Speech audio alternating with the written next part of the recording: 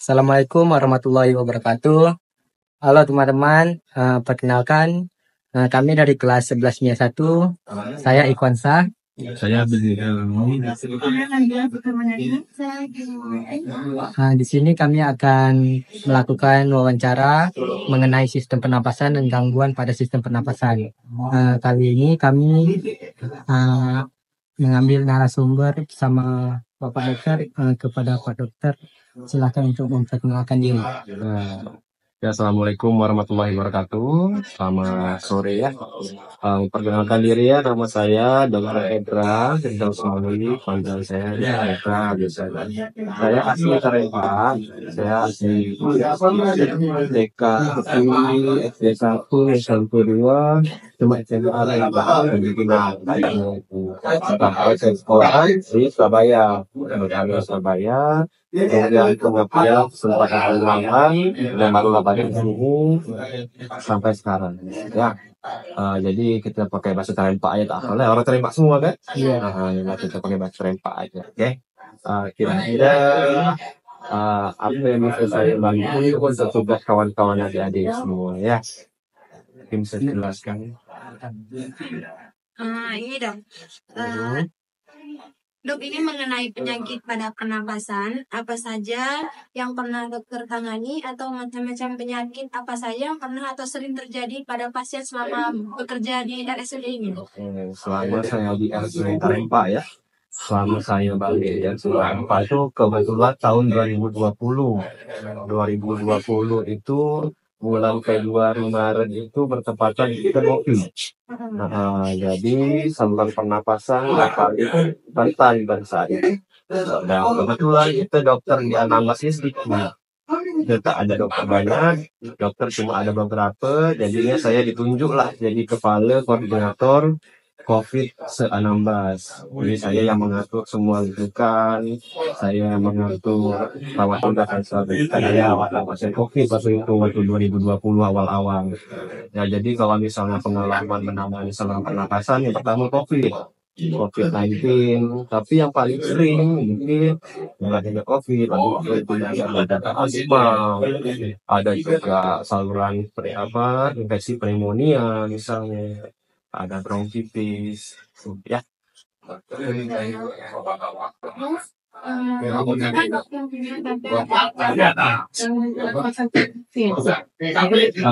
gejala pernapasan ya, tanda-tanda gejala pernapasan.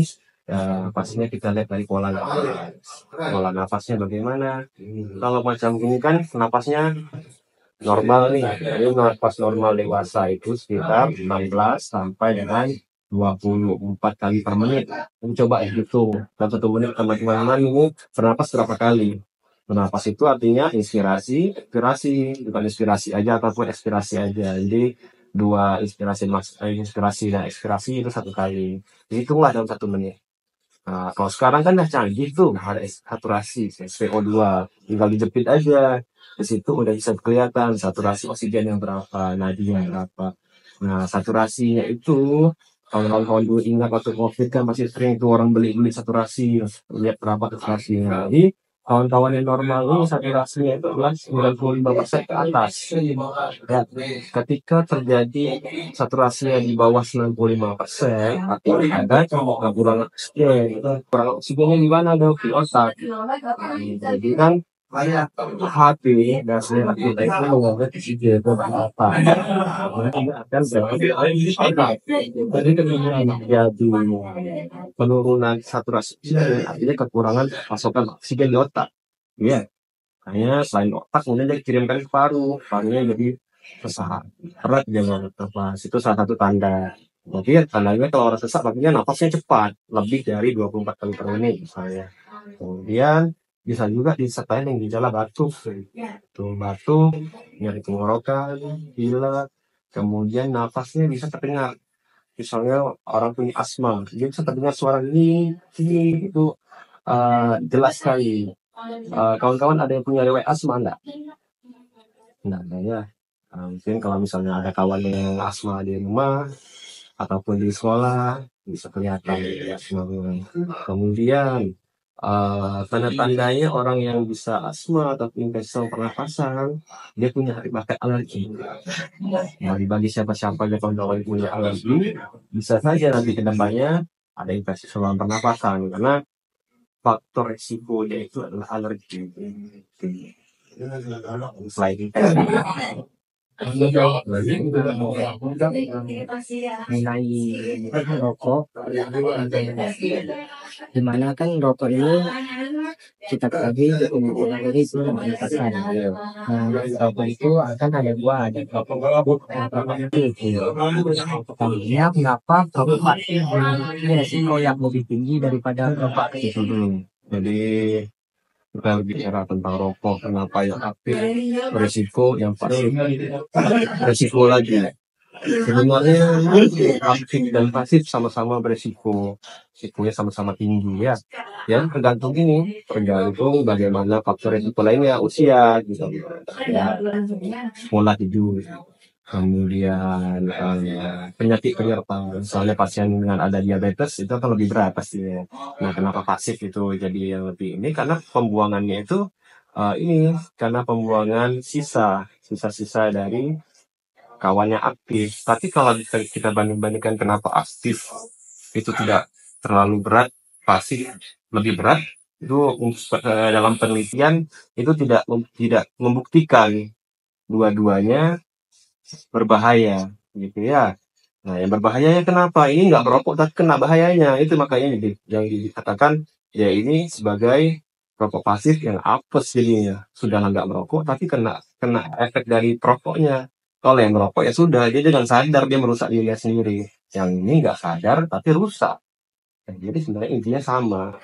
Jadi secara literatur, secara referensi, mau aktif dan pasif sama-sama. Jadi terutama nih kalau misalnya orang tua perokok, punya bayi, punya anak, anaknya lebih rentan infeksi paru-paru, contohnya pneumonia, bronkitis, karena itu tadi anak-anak imunnya lebih rendah dibandingkan dewasa, jadi lebih rentan terinfeksi dengan asap rokok.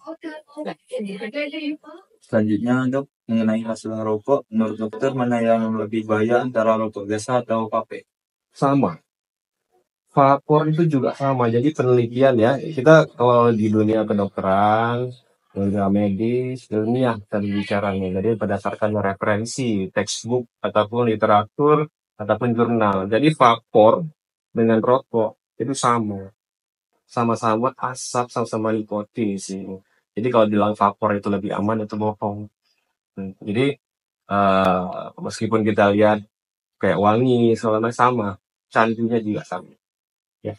Dan vapor itu pintu gerbangnya juga nanti akan merokok, nanti akan narkoba, ataupun segala macamnya. Itu pintu gerbangnya itu. Pasti mulainya dari itu dulu, rokok ataupun vapor, ataupun kebalikannya.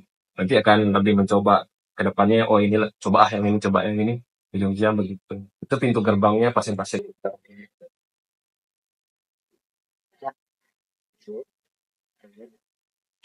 Mas banget dong. Ya, sama-sama.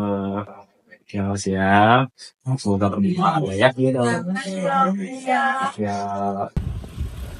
Nah teman-teman, itulah tadi proses wawancara kami bersama Dr. Edra Firdaus Malik. Mudah-mudahan apa yang dokter sampaikan bermanfaat bagi teman-teman semua mengenai sistem pernapasan dan gangguan pada sistem pernapasan. Kami pamit undur diri. See you next time.